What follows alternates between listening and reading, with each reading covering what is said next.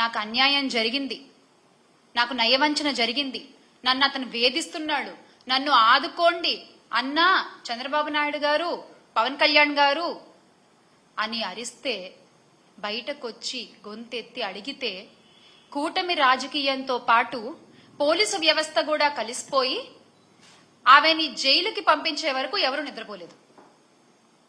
ఆ లక్ష్మి అనే ఆవిడ ఏ రాజకీయ పార్టీకి సంబంధించిన ఆవిడ కాదు.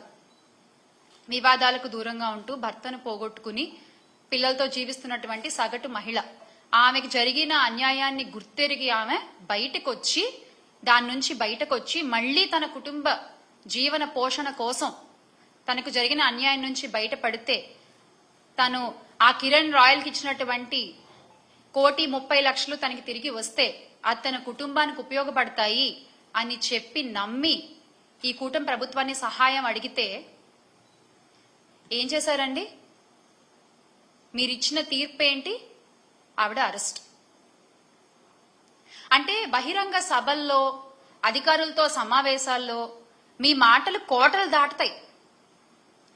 మహిళలకి ఏమన్నా అన్యాయం జరిగితే కడుపు రగిలిపోతుంది, కడుపు తరుక్కుపోతుంది. మహిళల safety is my utmost priority అని మాట్లాడినటువంటి గొంతులు ఈ రోజున ఎందుకు ఒక్క మాట కూడా మాట్లాడట్లేదు? మీ పార్టీ నాయకుడేగా. ఎందుకని? అంటే ఇవన్నీ మాటల వరకేనా? చేతల్లో ఇవేం కనపడవా? ఒక ఆవేశం, అదంతా ఏమైపోయింది? ఈ రోజున ఆవేశం అంతా ఏమైపోయింది? లేకపోతే ఏమన్నా డ్యూటీ దిగారా? చెప్పండి. జస్ట్ అంటే ఏమైనా గ్యాప్ తీసుకున్నారా? మళ్ళీ మీరు డ్యూటీ ఎక్కాక ఇవన్నీ చూస్తారా?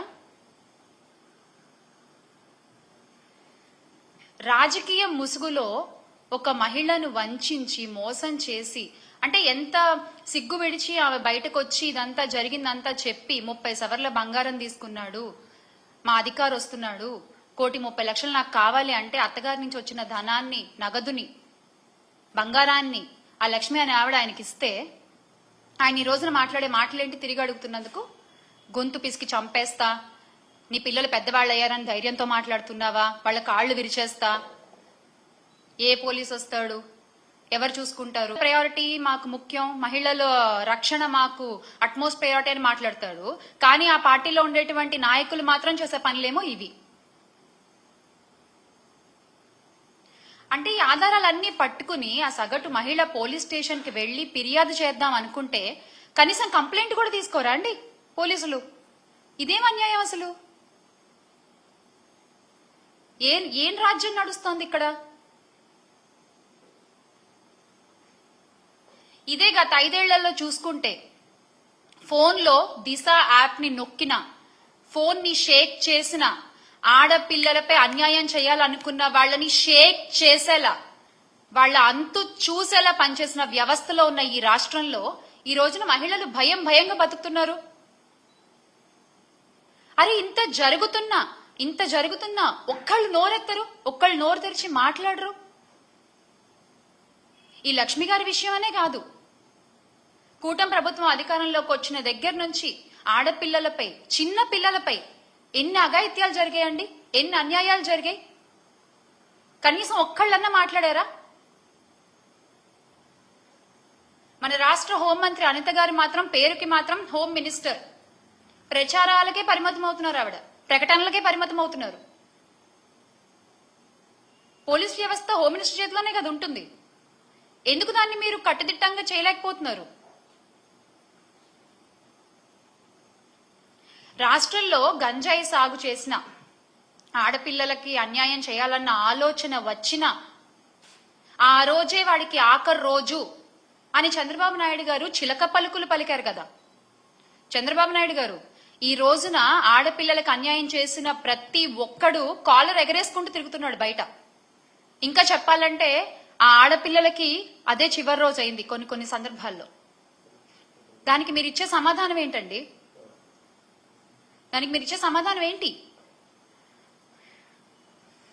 తొక్కి పట్టి నార తీస్తాం, ఆడపిల్లల జోలికి వస్తే తొక్కి పట్టి నార తీస్తాం, నడు వంచి దెబ్బలు కొడతాం అని చెప్పినటువంటి పవన్ కళ్యాణ్ గారు ఏది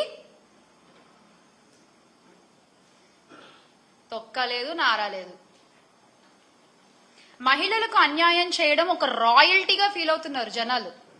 మహిళలకి అన్యాయం చేస్తే ఏం కాదులే అంటే వాళ్ళలో ఒక వణుకు, ఒక భయం అనేది తగ్గిపోయింది. ఎందువల్ల? ఒక కట్టుదిట్టమైన వ్యవస్థ లేకపోవడం వల్ల. గత 5 సంవత్సరాలు ఇలా లేదే. ఆడపిల్లల జోలికి రావాలంటే వణుకు పుట్టేది ఒళ్ళంతా. ఎందుకంటే వేగంగా శిక్ష పడుతుంది, వేగంగా పోలీసులు అక్కడికి చేరుకుంటారు, నేరస్తుడు తప్పించుకునే టైం కూడా ఉండేది కాదు. అంత ధైర్యంగా బతికిన మహిళలు ఈ రోజున కూటమి ప్రభుత్వంలో గుండెలు అరచెత్త పట్టుకుని బతుకుతున్నారు. అయినా ఇలా తప్పులు చేసే వాళ్ళందరికీ కూడా కూటమి ప్రభుత్వం మద్దతు పలుకుతూ ఉందంటే నాకు ఆశ్చర్యం వేస్తుంది ఒక్కసారి.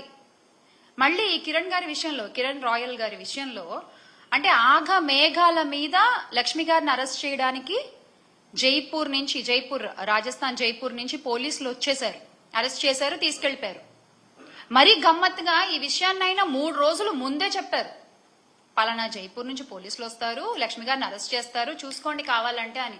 ఎగ్జాక్ట్ గా ఏదో కథ చెప్తే సినిమా తీసినట్టుగా ఎగ్జాక్ట్ గా అలాగే జరిగింది. కరెక్ట్ గా 3 days తర్వాత. అంత కరెక్ట్ గా ఎలా తెలుసు మీకు? మీరే ప్లాన్ చేశారా? మీరు చేసిన అన్యాయాలు బయట పెడుతున్నారని చెప్పి, మీకు ఎదురుగా ఒక మహిళ నిలబడి పోరాడుతోందని చెప్పి మీరే ప్లాన్ చేశారా? అంత ఆగమేఘాల మీద పక్క రాష్ట్రాల నుంచి మీరు అధికారులను తీసుకొచ్చి పని చేయించుకోగల సత్తా మీకుంటే, అంత పలుకుబడి మీకుంటే, సార్ ఆ పలుకుబడిని కొంచెం రాష్ట్ర ప్రయోజనాల కోసం వాడండి కదా, రాష్ట్ర మంచి కోసం వాడండి కదా. ఒక ఆడపిల్లకి అన్యాయం చేసిన వాడిని రక్షించడం కోసం మీరు ఆ పలుకుబడిని వాడేది కూటమి నాయకులు. ఒక ఆడపిల్లకి అన్యాయం చేసిన వాడిని రక్షించడానికి ఇంత పలుకుబడి వాడతారా? అదేదో రాష్ట్ర ప్రయోజనాల కోసం వాడుంటే ఎంతో కొంత మంచి జరిగేది కదా రాష్ట్రానికి. అంతకంటే దారుణం ఏంటంటే అన్యాయం జరిగిన బాధితురాల్ని ఆదుకోకపోగా, అండగా నిలబడకపోగా, అసలు ఆమెని ఒక తేరుకోలేని ఒక సిచ్యువేషన్ లో పెట్టడం, అరెస్ట్ చేసి జైల్లో వేసేస్తే అయిపోతుంది అంతే. ఇంకా వాళ్ళు నోరెత్తి మాట్లాడరు. విక్టిమ్ బ్లేమింగ్ అంటారు దీన్ని. ఇలా మీరు విక్టిమ్స్ ని బ్లేమ్ చేస్తూ ముందుకు పోతుంటారా? అంటే ఇది చూసి ఇంకొకళ్ళు ఎవరు బయటకు వచ్చి మాట్లాడరనా మీ ధైర్యం? ప్రజలిచ్చిన అధికారాన్ని ప్రజల కోసం కాకుండా మీ తప్పుల్ని కప్పిపుచ్చుకోవడానికి, మీ వాళ్ల తప్పుల్ని కప్పిపుచ్చుకోవడానికి మీరు వాడుకుంటున్నట్లంటే ఏ స్థితిలో ఉన్నామో, ఎంత గొప్పగా మీరు పరిపాలన చేస్తున్నారు ప్రతి ఒక్కళ్ళు చూస్తూనే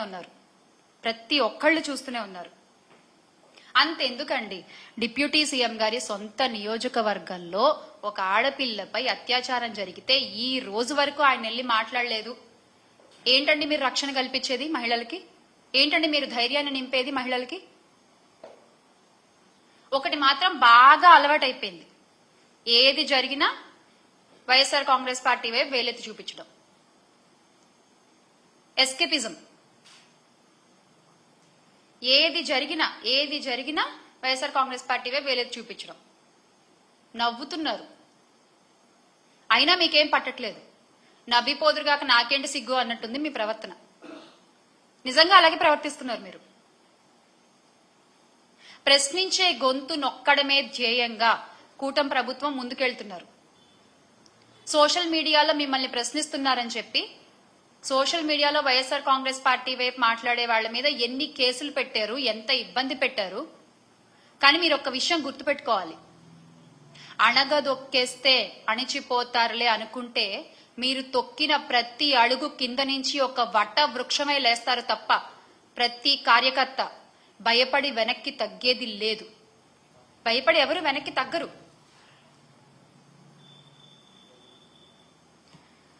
లక్ష్మి గారి విషయంలో మళ్ళీ అంటే వాళ్ళ ఎందుకు చెప్తున్నానంటే, ఇన్నిసార్లు ఒక మహిళ, సరే ఆవిడ ఎటువంటి పరిస్థితుల్లో అయినా ఉన్న ఒక మహిళ ధైర్యంగా బయటకు వచ్చి నాకు అన్యాయం జరిగింది, నా భర్త బృందకుమార్ రెడ్డి 2021లో చనిపోయారు, ఆ తర్వాత ఆయన సన్నిహితుడు నాకు అండగా ఉంటా అన్నాడు, నా పిల్లలకు అండగా ఉంటానని నన్ను నమ్మబలికిచ్చాడు, నేను నమ్మి ఇంత డబ్బు ఇచ్చాను, ఇంత బంగారం ఇచ్చాను, ఈ రోజున అడుగుతుంటే ఏం పీకలేవు, నువ్వు నా వెంట్రుకు కూడా పీకలేవు, చంపేస్తా, ఇంకా నేను కొన్ని పదాలు మాట్లాడలేకపోతున్నాను.